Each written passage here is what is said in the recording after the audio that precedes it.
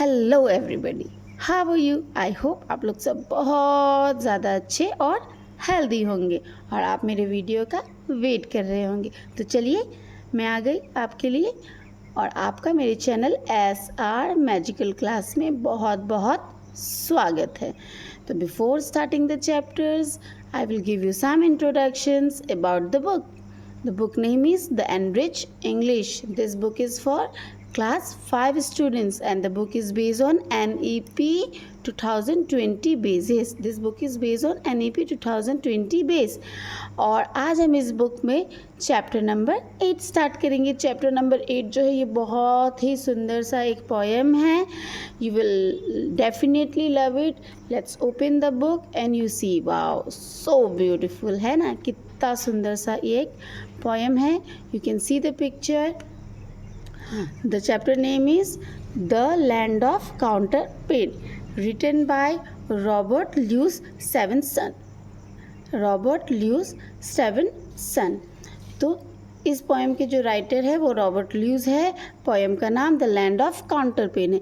इससे पहले जब हम पोएम को स्टार्ट करें उससे पहले मैं आपको थोड़ा सा हेडलाइंस बता देती हूँ पोएम के बारे में. इस पोएम में एक बच्चा है जो अपना इमेजिनेशन का दुनिया बना लेता है. तो उस बच्चे को अपने इमेजिनेशन का, अपने सपनों की दुनिया वो क्यों बनाता है? क्योंकि वो बीमार रहता है. और जब बच्चे बीमार रहते तो वो कहाँ बैठा हुआ है? वो बेड के ऊपर लेटा हुआ है. और हम लोग सब बहुत अच्छे से जानते हैं कि बच्चों को खेलना बहुत पसंद है और क्योंकि वो बीमार है इसलिए वो बाहर नहीं जा रहा है, जिसकी वजह से उसके दिमाग में बहुत सारी चीज़ें चल रही है खेल कूद को लेके, अपने खिलौनों को लेके, जिसकी वजह से वो एक अपना अलग ही इमेजिनेशन का पूरा दुनिया बना लेता है. ये पोएम पूरा जो है full poem is based on the child imagination. पूरा पोएम जो है चाइल्ड के इमेजिनेशन के ऊपर ही बेस है. तो चलिए हम स्टार्ट करते हैं पोएम को. The land of counterpane. Land मतलब होता है भूमि. आप लोग सब जानते हैं ना, ज़मीन. लैंड मतलब होता है भूमि. और काउंटर पेन मतलब क्या होता है? काउंटर पेन मतलब होता है चादरों. काउंटर पेन मतलब होता है चादरों. तो इस पोएम का हेडिंग का मतलब है चादरों की भूमि. अब हम लोग सोचेंगे कि चादरों की भूमि क्यों?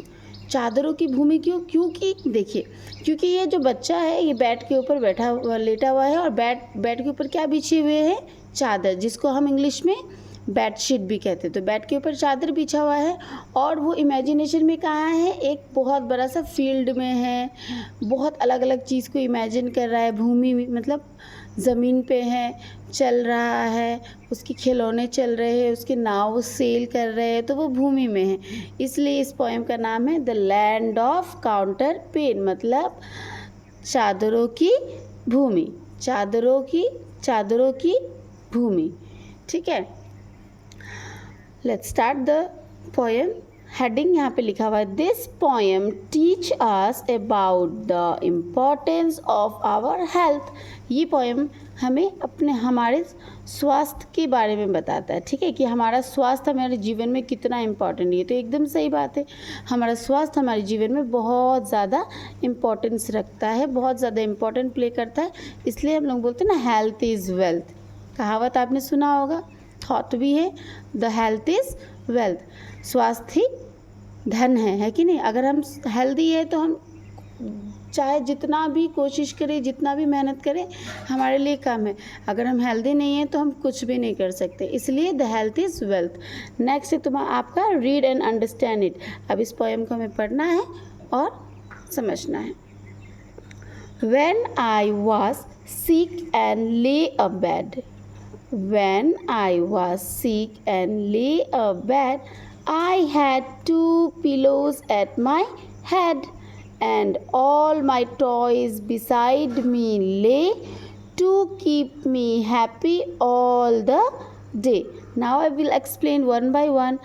When I was sick and lay abed, writer कहते हैं, राइटर जब छोटे थे तो वो अपने बारे में बता रहे हैं.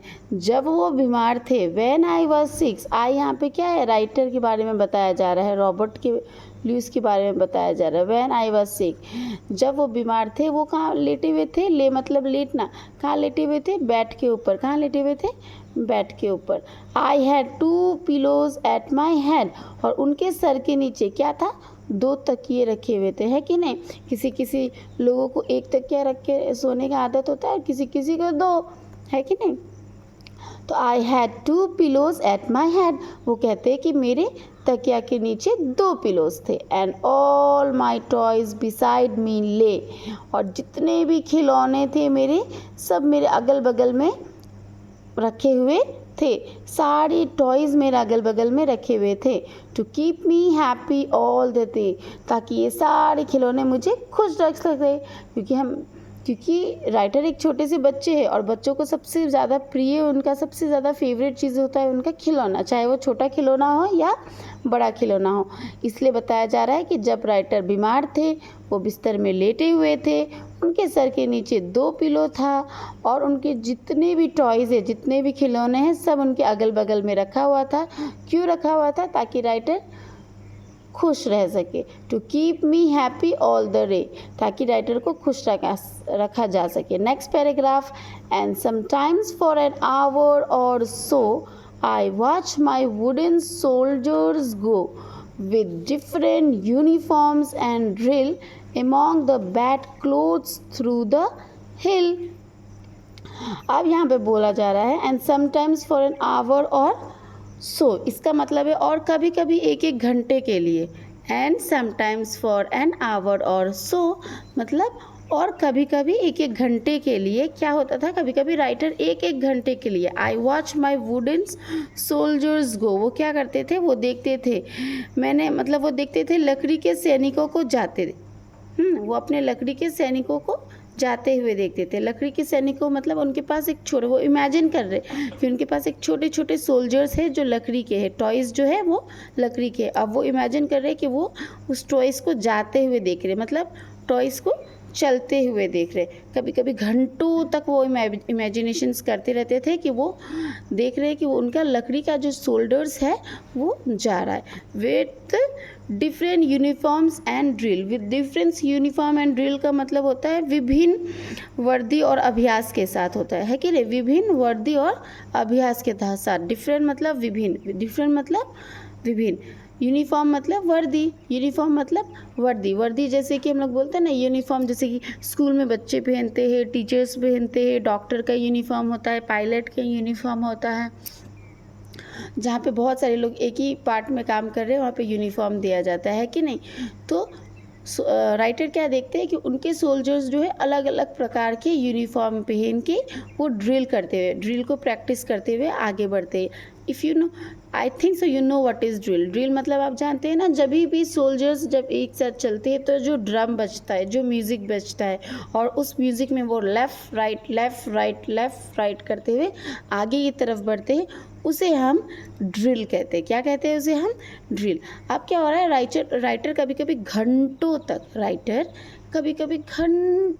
तक देखते थे कि उनके लकड़ी के सोल्जर्स जो है वो जा रहे हैं, अलग अलग प्रकार के उन्होंने यूनिफॉर्म पहना है और ड्रिल का प्रैक्टिस करते हुए वो आगे चलते हैं। Among the bed clothes through the hill। अब यहाँ पे देखिए बहुत इम्पोर्टेंट सा लाइन है, among the bed clothes through the hill। among the bed clothes through the hill का मतलब होता है पहाड़ियों, मतलब होता है कि मध्यम। बेड क्लोथ्स मतलब बिस्तर के चादर के बीच से कहाँ जा रहे हैं वो? हिल के तरफ। कहाँ जा रहे हैं? Among the beds cloth through the हिल। कहाँ जा रहे हैं वो? हिल के तरफ, पहाड़ की तरफ वो जा रहे हैं। बिस्तर के चादरों के माध्यम से वो जा रहे हैं पहाड़ के तरफ, बीचों बीच।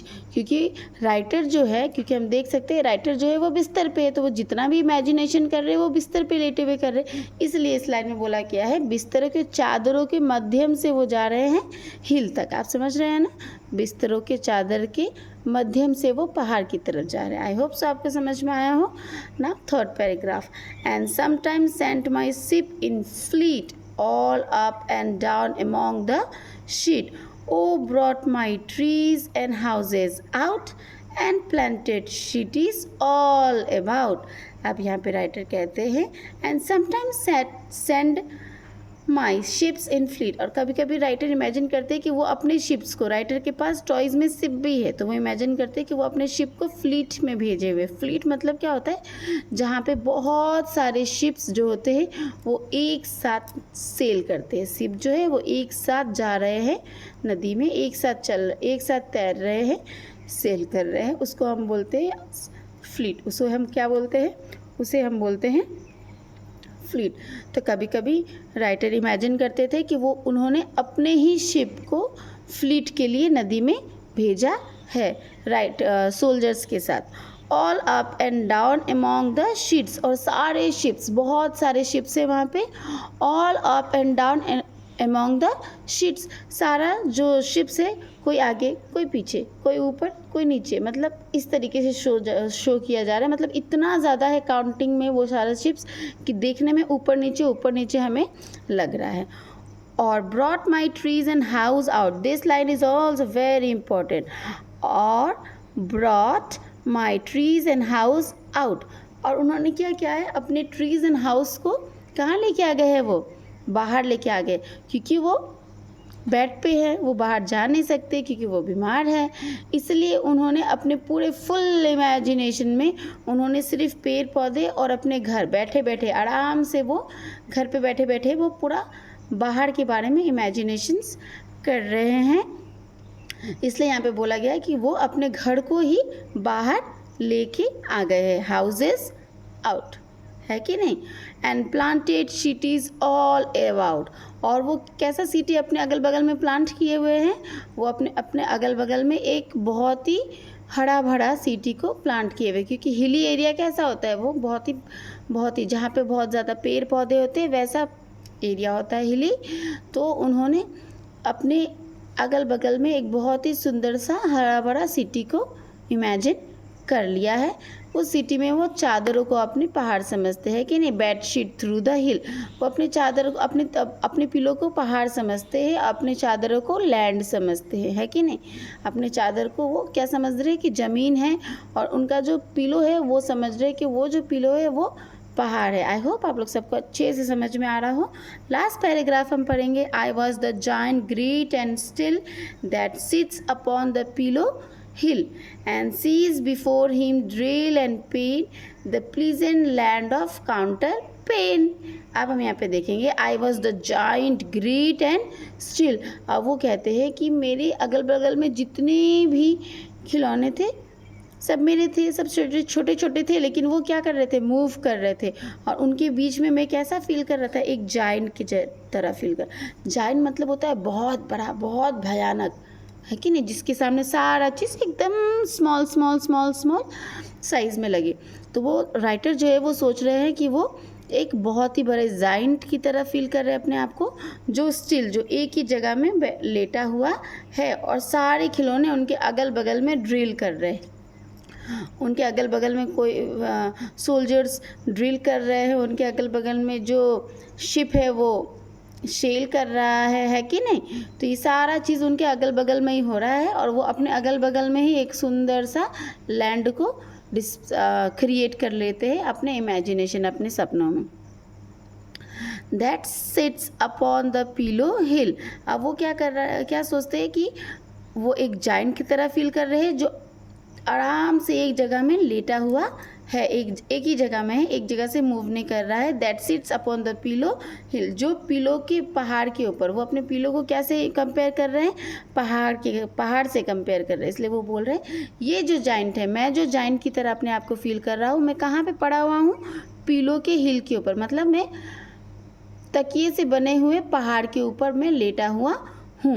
And sees before him drill and plain, और अपने सामने बहुत सारा जो है, बहुत सारा एक्टिविटी होते हुए देख रहा हूँ। एक्टिविटी मतलब यहाँ पे हो गया कि शिप्स को शेल करते हुए देख रहा हूँ, सोल्जर्स को ड्रिल्स करते हुए देख रहा हूँ, है कि नहीं, बहुत सारा एक्टिविटीज़ को देख रहा हूँ। And pleasant land of counterpane, and pleasant land of counter plane, pleasant मतलब होता है बहुत ज़्यादा सुखद, जो बोलते हैं ना बहुत ज़्यादा मज़ा आ रहा है, बहुत शांति फील हो रही है कि नहीं। अब क्योंकि वो बेड पे हैं, बहुत आराम से वो इमेजिनेशन कर रहे हैं, इसलिए वो कहते हैं and pleasant land of counterpane, बहुत ही सुखदायक भूमि, बहुत ही सुखदायक चादरों की भूमि, क्योंकि काउंटर में पेन मतलब होता है चादरों, है कि नहीं। तो जिसको चादरों को, जिसको हम बेडशीट कहते हैं, इसलिए बोला गया है the pleasant land of counterpane, मतलब बहुत ही सुखद चादरों की भूमि। The poem is complete. I hope आप लोग सबको ये पोएम बहुत ज़्यादा अच्छा लगा हो। इस पोएम में कुछ भी नहीं है, देखिए इस पोएम में सिर्फ जो रॉबर्ट ल्यूज है वो अपना इमेजिनेशंस बताते हैं, जब वो छोटे रहते हैं तो वो कैसा फील करते हैं एक दिन जब वो बीमार हो जाते हैं। तो बहुत अच्छे से यहाँ पे पूरा इंडिकेशंस दिया हुआ है। छोटा सा बच्चा जो है वो बीमार है, क्योंकि वो बीमार है इसलिए उसके सर के नीचे कितने पिलो रखे हुए हैं, 2 पिलो रखे हुए हैं, और वो इमेजिनेशन में अपने बेड को ज़मीन समझता है और अपने पिलो को पहाड़ समझते हैं, है कि नहीं। और वो अपने सामने ही बहुत सारा चीज़, अपने खिलौनों को चलते हुए देखते हैं, ड्रिल करते हुए देखते हैं, जहाज को शेल करते हुए देखते हैं, और अपने आप को एक जायंट की तरह फील करते हैं। क्या की तरह? एक बड़ा सा राक्षस जैसा होता है ना, वैसा वो फील कर रहे हैं अपने आप को, जो एक ही जगह में बैठा हुआ है और अपने पहाड़ों के पिलो के पहाड़ों की भरोसे वो खड़ा लेटा हुआ है, और वो देख रहे हैं अपने सामने, उनके सामने बहुत सारे एक्टिविटीज़ हो रहे हैं, जिसको देख के उनको ऐसा लगता है the pleasant land of counterpane, बहुत ही सुखदायक, बहुत ही आरामदायक चादरों की भूमि। आराम से बिना कोई प्रॉब्लम का उन्होंने कितना सारा इमेजिनेशंस कर लिया। आई होप आप लोग सबको ये वीडियो अच्छा लगा होगा। अगर आपको मेरा ये एक्सप्लेनेशन अच्छा लगा है और आप मेरे साथ आगे बढ़ने रहना चाहते हैं तो प्लीज़ मेरे वीडियो को लाइक करें, शेयर करें एंड सब्सक्राइब करें। मिलते हैं नेक्स्ट वीडियो में। नेक्स्ट वीडियो में हम इस चैप्टर का ऑब्जेक्टिव मतलब क्वेश्चन आंसर्स करेंगे। Till then have a nice day. Thank you.